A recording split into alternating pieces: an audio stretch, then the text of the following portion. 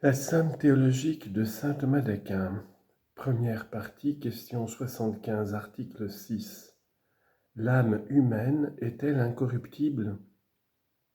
Saint Denis dit dans son traité des noms divins, livre 4, les âmes humaines tiennent de la bonté de Dieu, d'être intelligentes et de posséder une vie substantielle, inaccessible à la destruction.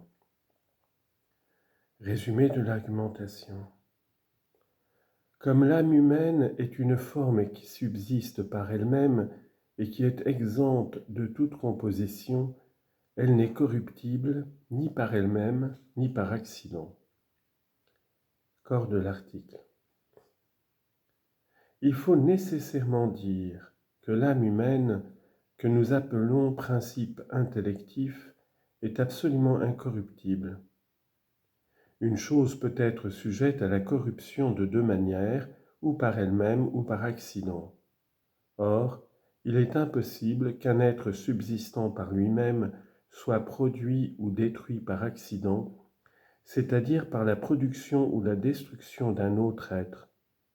Car un être est produit ou détruit selon la nature de son être même, quand cet être lui est donné par génération et ôté par corruption.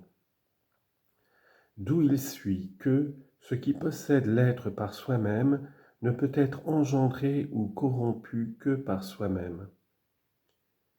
Les choses au contraire qui ne sont pas subsistantes, comme les accidents ou formes matérielles, se produisent et se détruisent par la génération et la corruption des êtres composés.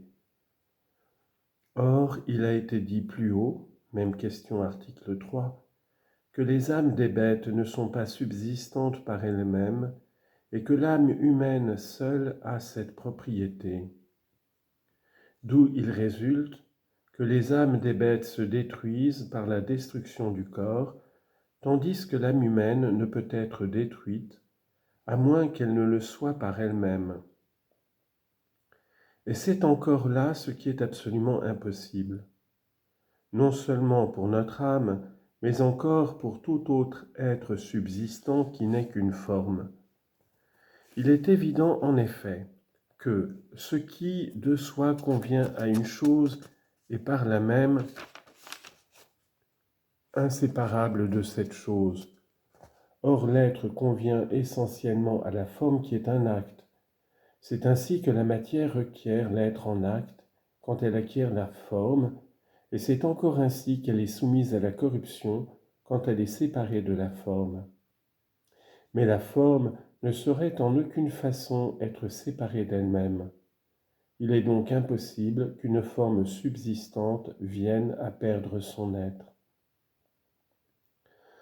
En supposant même que l'âme fût composée de matière et de forme, comme quelques-uns le veulent, encore faudrait-il maintenir que l'âme est incorruptible. La corruption, en effet, ne peut se trouver que là où se trouvent des éléments contraires, car la génération et la destruction proviennent de la lutte de ces éléments et à leur tour la favorisent.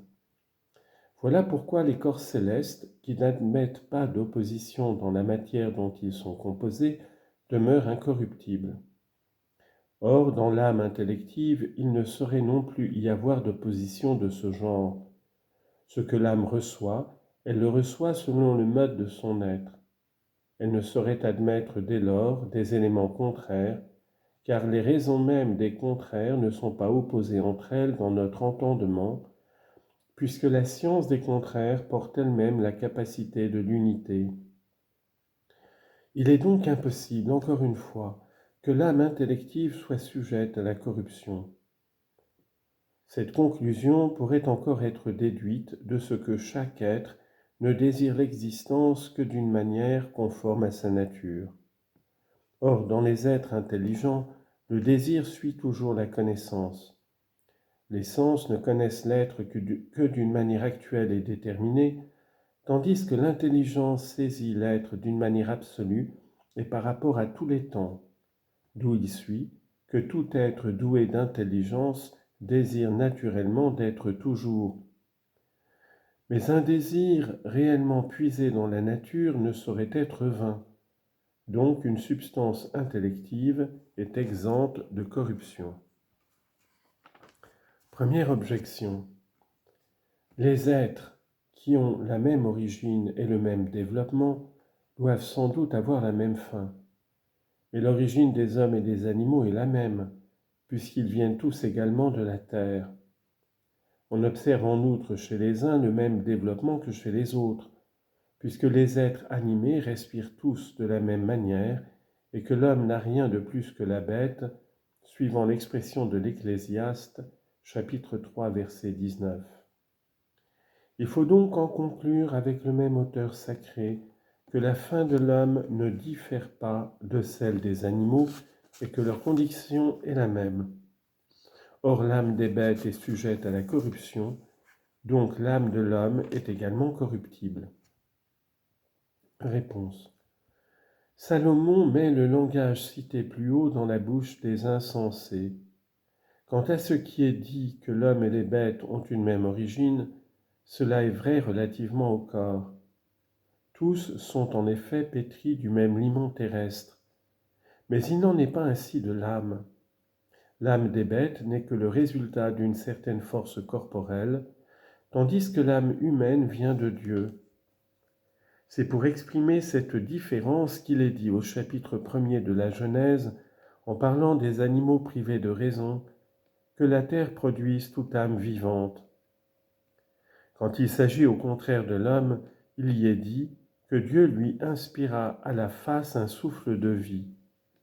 Et voilà pourquoi l'Ecclésiaste lui-même conclut dans son dernier chapitre que la poussière retourne à la terre dont elle était sortie et que l'esprit revienne à Dieu qui l'avait donné.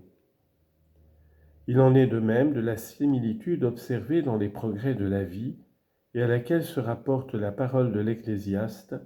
Les êtres animés respirent tous de la même manière.